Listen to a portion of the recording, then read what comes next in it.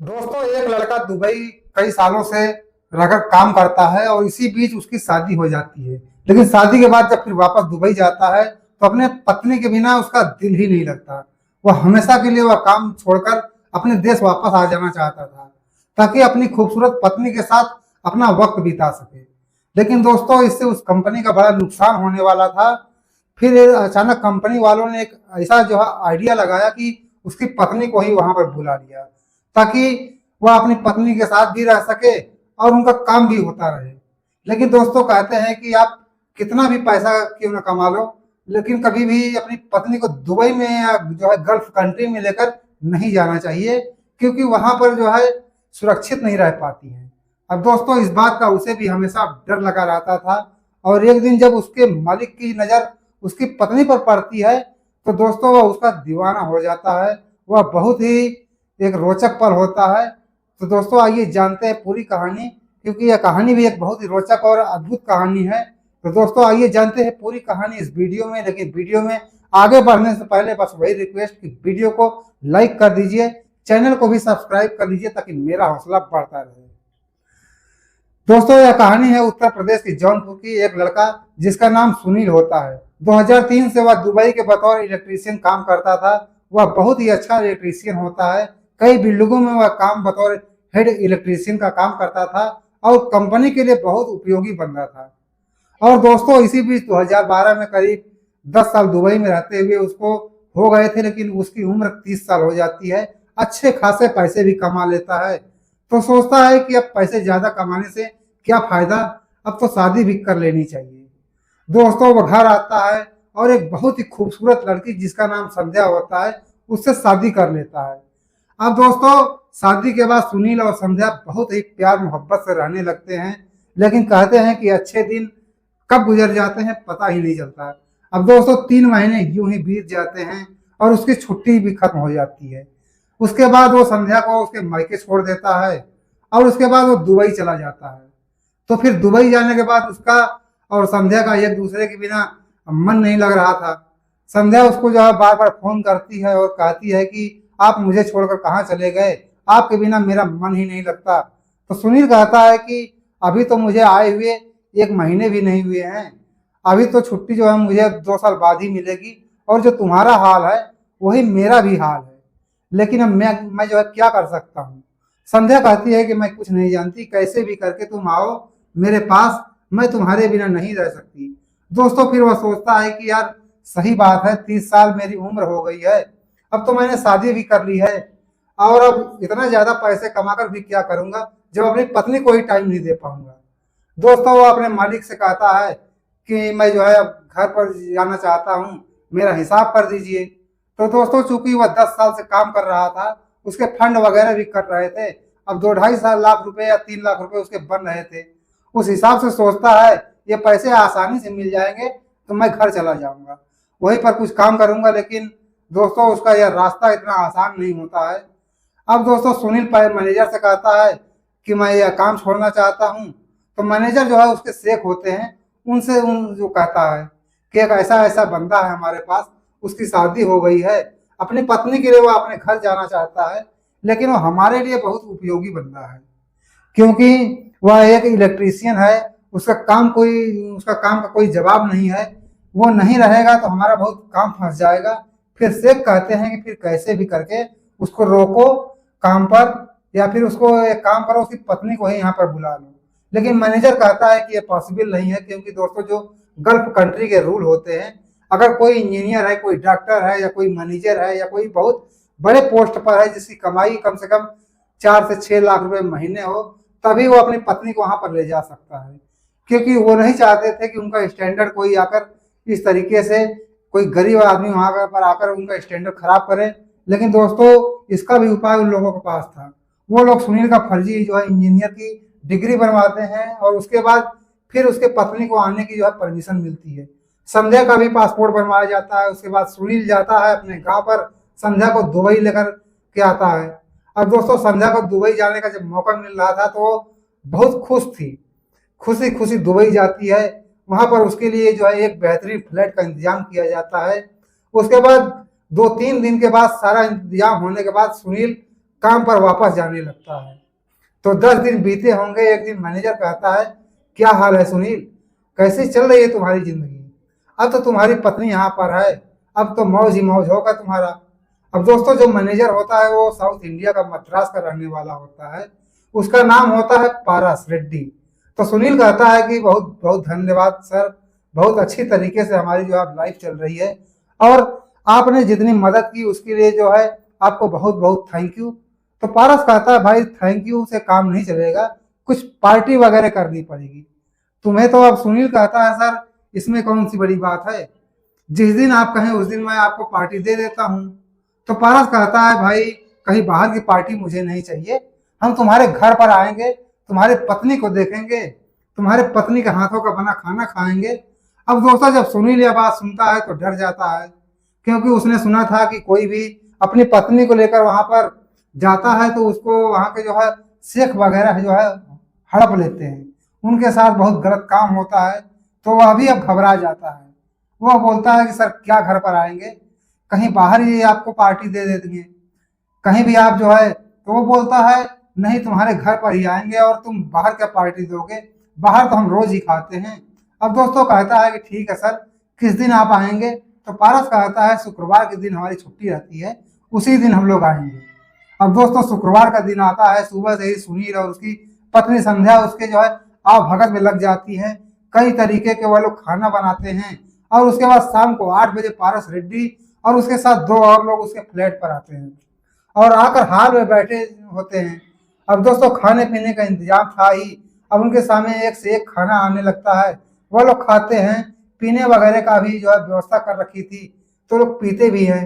अब रात के 11 बजे तक पार्टी चलती है, और इतने पीते हैं कि वो लोग नशे में हो जाते हैं। फिर जो पारस रेड्डी होता है कहता है, भाई सुनील तुमने तो यार अपनी पत्नी का मुंह ही नहीं दिखाया हमको। वो कहता है कि सर क्या देखेंगे, गांव देहात की कल्चर की है, उसको शर्म आती है, घूंघट में रहती है। दोस्तों, अपने पत्नी को बचाना चाहता था कि यह लोग उसका चेहरा ना देखें, लेकिन जो पारस होता है वह जिद पर अड़ जाता है, कहता है नहीं भाई ऐसे थोड़ी काम चलेगा, मुंह तो हम देख कर ही जाएंगे। अब दोस्तों, चूंकि वो मैनेजर था, उसका मालिक था, और 2 लोग थे, वह भी बड़े लोग थे, तो हार मान जाता है और संध्या से कहता है कि चलो तुम्हारा चेहरा देखेंगे। अब दोस्तों, वो आती है, उसके सामने खड़ी हो जाती है। जब पारस देखता है तो देखता ही रह जाता है, कहता है बहुत खूबसूरत पत्नी है तुम्हारी, काश ऐसी मेरी भी होती। जब यह बात संध्या सुनती है तो शर्मा जाती है, उसके बाद वापस जाने लगती है। तो पारस कहता है, अरे रुको, कहाँ जा रही हो? अपने जेब से सोने की एक चेन निकालता है और संध्या को देने लगता है। तो सुनील कहता है कि अरे सर रहने दीजिए, इसकी क्या जरूरत है? तो कहता है, नहीं भाई मुंह दिखाई दे रहे हैं। दोस्तों, जबरदस्ती संध्या का हाथ पकड़ता है और उसके हाथ में वह चैन रख देता है। उसके बाद वह घर में चली जाती है। फिर उसके बाद ये लोग रात के 12 बजे उसके घर से निकलते हैं, उसके बाद अपने अपने ठिकाने पर चले जाते हैं, और सुनील और संध्या खाना पीना खाते हैं। उसके बाद संध्या कहती है कि आज से इनको अपने घर पर मत लेकर आना, ये आदमी मुझे ठीक नहीं लगता, और इस तरीके से मुझे जो है बहुत अब डर लग रहा है। अब जो हुआ सो हुआ, आगे से ऐसा कुछ मत करना, मुझे बहुत डर लगता है। वह कहता है, अरे यार कहाँ यह लोग रोज रोज आने वाले हैं, और डर की तो बात है ही, हम लोग अनजान देश में हैं, अगर कहीं कुछ हो गया तो हमारी कोई हेल्प भी नहीं करने वाला। और फिर वह कहती है कि चलो पारस अपने ही अब देश के हैं, हमारे साथ तो कुछ बुरा नहीं कर सकते। लेकिन फिर भी दोस्तों, अब डर वाली बात तो थी ही। अब दोस्तों, फिर अगले दिन अब सुनील जब काम पर जाता है तो पारस उससे मिलता है और कहता है कि हाँ भाई सुनील, तुम्हारी पत्नी यार बड़ी दमदार थी, और खाना भी बहुत अच्छा बनाया था, उसने तो अब हर फ्राइडे तुमको तुम्हारे घर में ही खाना खाएंगे। दोस्तों, जब वो कहता है कि तुम्हारी पत्नी बहुत अच्छी है, सुनील बोलता है थैंक यू सर, लेकिन मन ही मन उसे अब बुरा लग रहा था, लेकिन अब वो कुछ कह भी नहीं पा रहा था। अब दोस्तों, शुक्रवार को फिर वो खाने के लिए कह देता है। सुनील जो है असमंजस में पड़ जाता है, लेकिन वह घर पर आता है, संध्या से कुछ नहीं कहता, क्योंकि अब संध्या को बहुत बुरा लगता, वो भड़क जाती। अब दोस्तों, फिर अगला दिन आता है संडे का। संडे के दिन पारस जो है बिना बताए संध्या के घर पर पहुंच जाता है। जो डोरबेल बजाता है, संध्या दरवाजा खोलती है तो सामने पारस को देखती है। अब जब उसको देखती है तो चौंक जाती है, कहती है सर आप यहाँ पर, वह घर में नहीं है। तो कहता है कि मुझे पता है वह साइड पर है, क्या तुम अंदर नहीं बुलाओगी। संध्या जो है डर जाती है, लेकिन वह जानती थी कि यह बहुत बड़ा आदमी है, अगर इससे कुछ कह दूंगी उल्टा सीधा तो क्या पता मेरी जो है पति के साथ ही कुछ यह कर दे। वो दोस्तों अंदर चली जाती है, पीछे पीछे पारस भी चला जाता है, एक सोफे पर बैठ जाता है और उसके बाद संध्या जो है वह डर जाती है, एक कमरे में जाती है और सुनील को फोन लगा देती है। सुनील को फोन लगा देती है कि वह आदमी जो है घर में घुसा है। सुनील कहता है कि वह कैसे वहां पर चले गए, कहती है कैसे भी करके जल्दी आओ, तो वह कहता है मैं तो बहुत दूर हूँ लेकिन फिर भी आने की कोशिश करता हूँ। अब दोस्तों फोन कर जाता है, संध्या जो है फिर जाकर उसको देखती है तो पारस वहां पर बैठा रो रहा था। अब उसके समझ में नहीं आता कि वह हैरान रह जाती है कि यहाँ पर बैठ के रो क्यों रहा है। वह उसे कुछ पूछती भी नहीं क्योंकि वह तो डरी रहती है। दोस्तों 1 घंटा वहीं पर बैठ कर रो रहा था, तब तक जो है वहां पर सुनील आ जाता है। तो सुनील जब उसको रोता हुआ देखता है तो संध्या कहती है कि जब से आए हैं तब से ऐसे ही रो रहे हैं। वह जाकर पूछता है कि सर क्या हुआ, आप रो क्यों रहे हैं। तो दोस्तों जो जोर जोर से और रोने लगता है। फिर वो पूछता है कि सर आप यहाँ आकर क्यों रो रहे हैं, क्या बात है। तो दोस्तों अपनी कहानी बताता है, बोलता है कि सुनील मेरी भी यार तुम्हारे पत्नी की तरह एक पत्नी थी, लेकिन उसने जो है दूसरी शादी कर ली क्योंकि मैं पैसों के पीछे भागता रहा। वह बार बार मुझे फोन करती रही कि तुम आ जाओ, तुम्हारे बिना मेरा मन नहीं लगता, मेरा दिल नहीं लगता, लेकिन मैंने पत्नी के बजाय पैसों को जो है मंजूरी दी और उसने यह दूसरी शादी कर ली। आज मेरे पास करोड़ों रुपए हैं, लाखों रुपए महीने कमाता हूं, लेकिन आज मेरी जिंदगी भिखारियों जैसी है।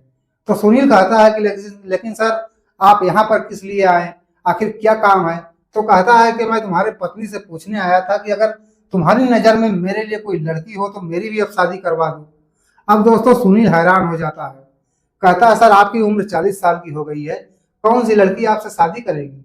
तो संध्या कहती है कि मेरी एक बहन है, तलाकशुदा है, 35 साल उसकी उम्र है, अगर उससे आप शादी करेंगे तो मैं बात करती हूँ।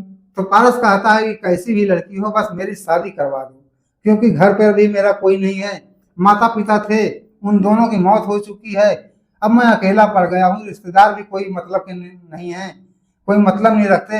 तो संध्या कहती है कि ठीक है मैं बात करूंगी।